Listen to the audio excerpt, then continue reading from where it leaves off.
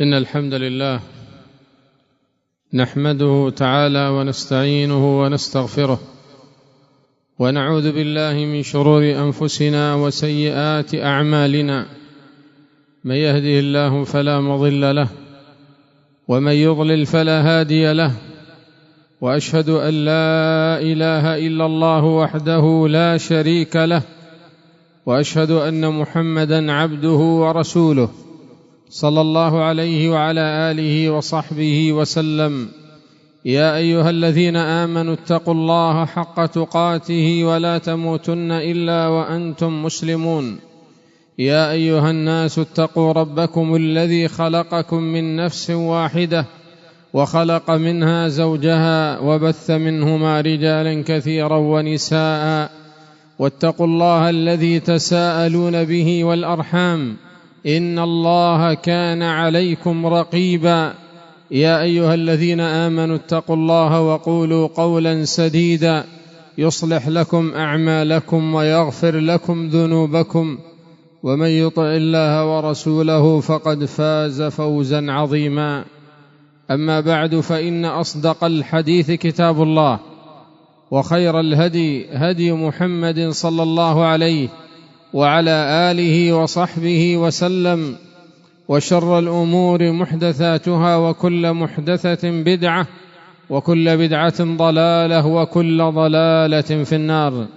أيها المسلمون عباد الله، انتهينا من أهم الأحداث في معركة بدر، وكانت في السنة 2 من الهجرة، وإليكم بعض المقتطفات القصيرة والحوادث المهمة التي دارت في حياة النبي صلى الله عليه وعلى آله وسلم بين معركة بدر التي كانت في السنة 2 من الهجرة، وبين معركة أحد التي كانت في السنة 3 من الهجرة. فإن النبي صلى الله عليه وعلى آله وسلم رجع بعد بدر إلى المدينة منتصرا غانما، يحمل الغنائم ويجر الأسرى في فرح وسرور من أهل الإسلام. فلم يلبث إلا 7 أيام، وإذا به تأتيه الأخبار من بني سليم أنهم يريدون شرا بأهل الإسلام. فانطلق النبي عليه الصلاة والسلام بأصحابه إلى هذه القبيلة أو إلى هؤلاء القوم، ووصل إلى ماء من مياههم، وجعل على المدينة أميرا سباع بن عرفطة أو ابن أم مكتوم كما قال ابن هشام، ثم مكث في تلك الماء أو على ذلك الماء 3 ليال، ورجع إلى المدينة ولم يلق كيدا ولا حربا. ثم جاء بعد هذه الغزوة غزوة السويق، بعد أن انتهى شهر ذي الحجة. بعد أن انتهى شهر ذي الحجة كان أبو سفيان لما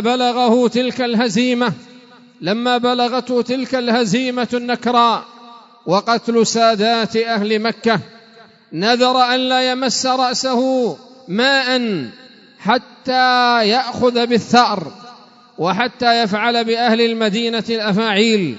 فخرج أبو سفيان في ذي الحجة ومعه 200 مقاتل راكبين، وانطلقوا تجاه المدينة النبوية. ولما اقتربوا في أطرافها نزلوا على سلام بن مشكم من بني النضير، فباتوا عنده وشربوا وطعموا، بعد أن نزلوا واديا يقال له العريض.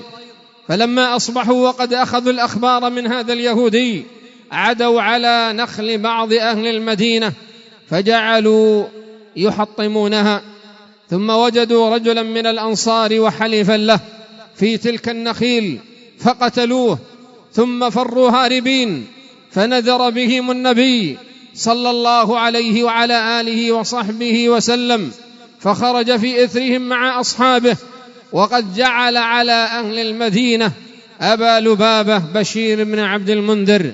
فانطلق النبي عليه الصلاة والسلام حتى وصل مكانا يقال له كركرة الكدر، فلم يلق أبا سفيان، فقد فر مع أصحابه وعند فرارهم جعلوا يخففون مما عندهم من الطعام، وألقوا كثيرا من السويق، فوجد المسلمون ذلك الطعام فأخذوه، وسميت تلك الغزوة بغزوة السويق.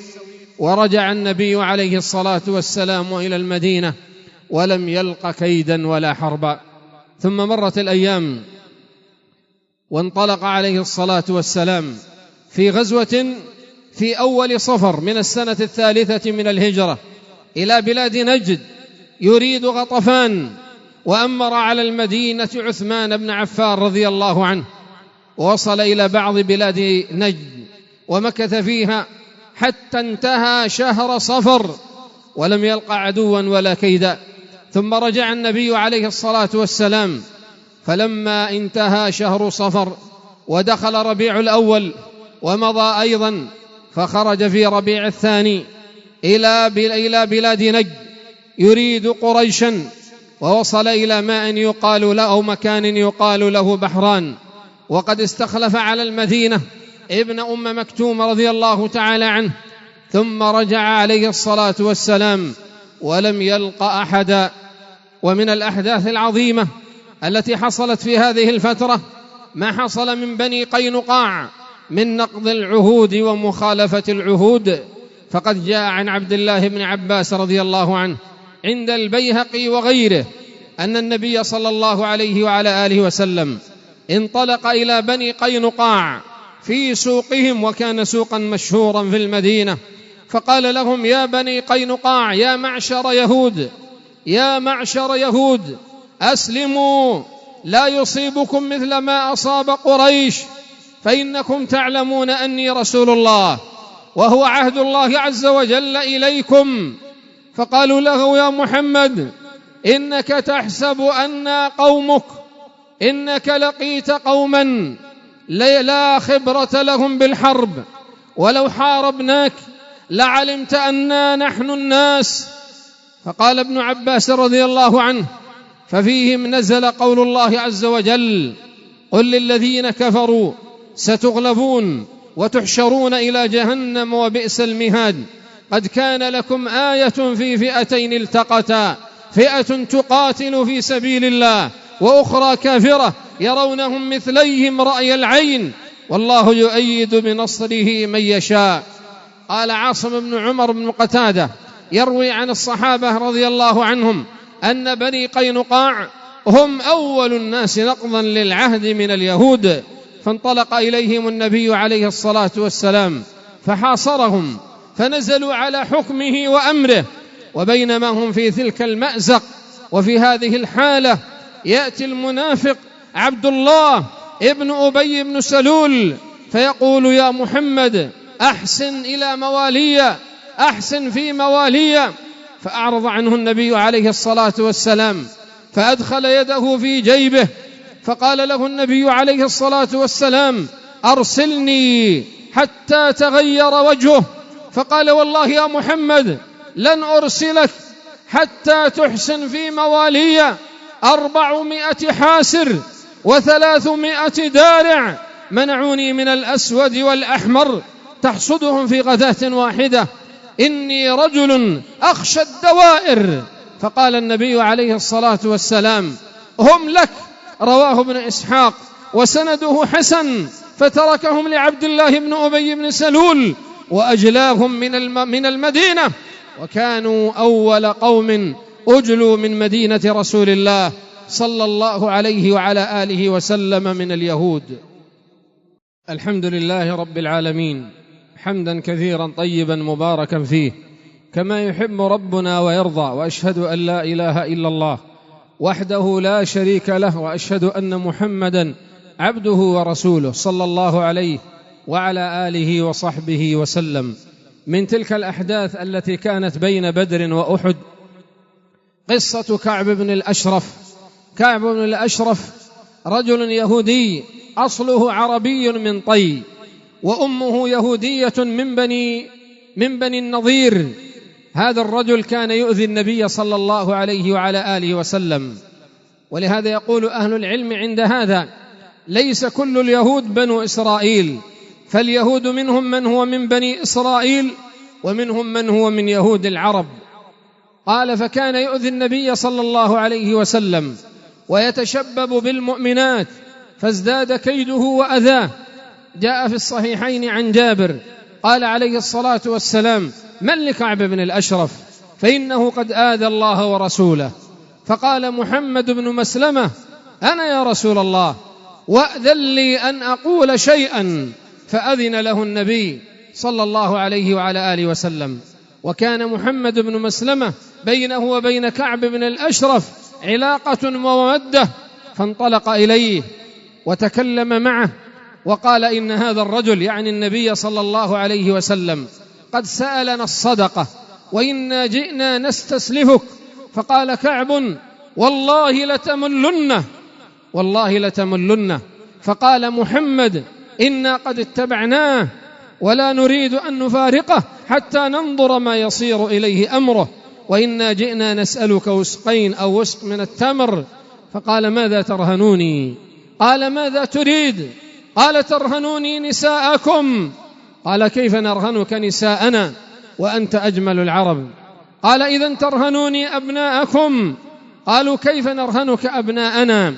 فيعير أحدهم فيقال له: رهن بوسق أو وسقين من شعير أو تمر، لكن نرهنك اللامة، أي السلاح. قال: نعم إذن. فوعده أن يأتيه إلى قصره.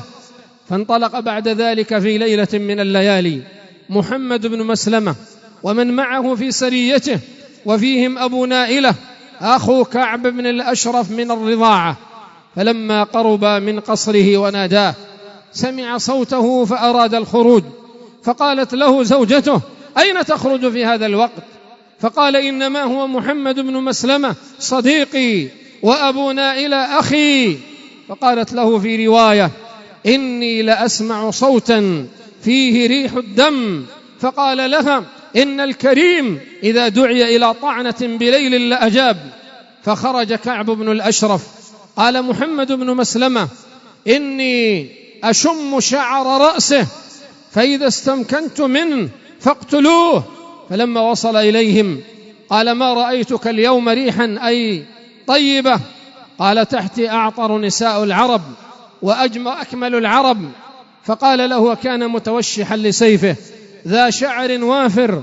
قال له: أتأذن لي أن أشم رأسك؟ قال: نعم. فأخذ رأسه وجعل يشمه ويعطي أصحابه يشمون، ثم تركه.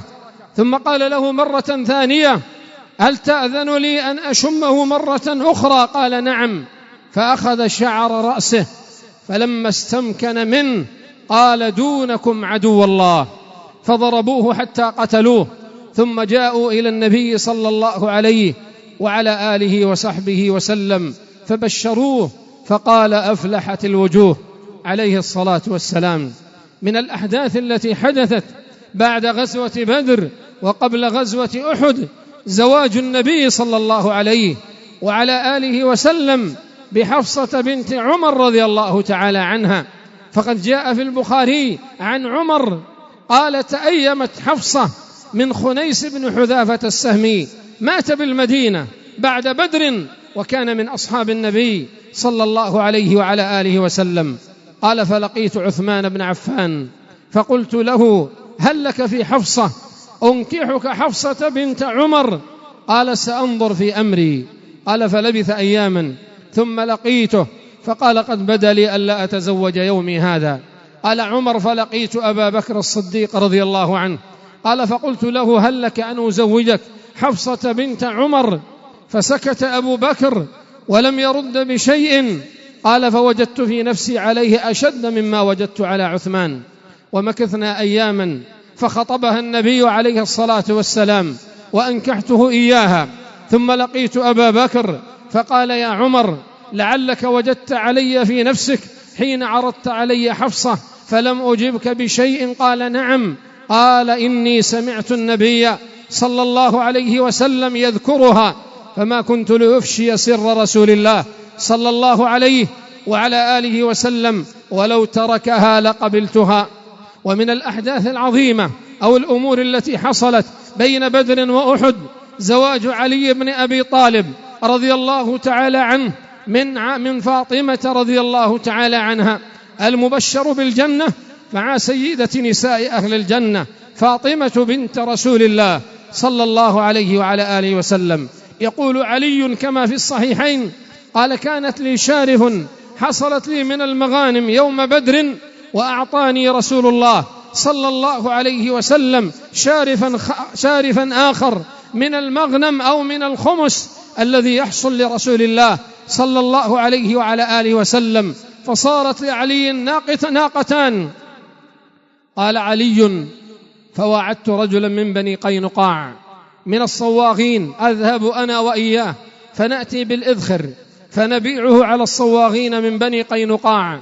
قال فنبيعه على الصواغين فنستعين به على وليمة فاطمة.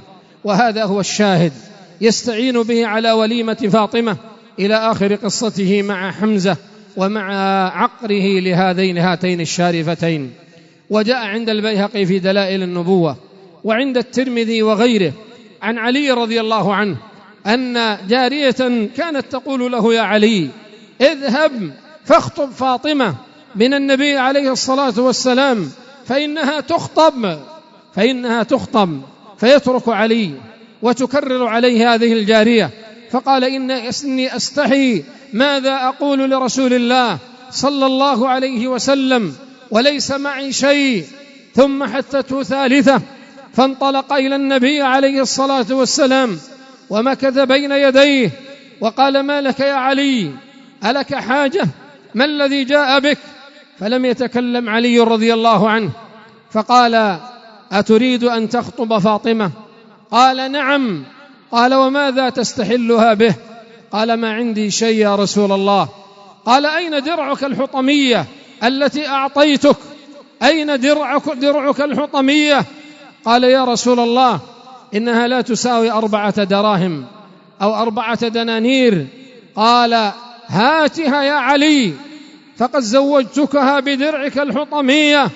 فانظروا معاشر المؤمنين، سيدة نساء أهل الجنة تزوج بآلة حرب لا تساوي 4 دنانير لعلي بن أبي طالب رضي الله عنه ابن عم رسول الله صلى الله عليه وسلم المبشر بالجنة الذي قال عنه عليه الصلاة والسلام أما ترضى أن تكون مني بمنزلة هارون من موسى إلا أنه لا نبي بعدي. إذن فالعبرة بالإسلام والتقوى والصلاح والخير لا بالمال والدنيا. فزوجه النبي عليه الصلاة والسلام بهذا المهر اليسير فإنه لا بد من مهر ولو كان قليلا. ولهذا قال لصاحب القرآن التمس ولو خاتما من حديد. هذه أهم الأحداث بين بدر وأحد وإلى حديث قادم، والحمد لله رب العالمين، وصلى الله على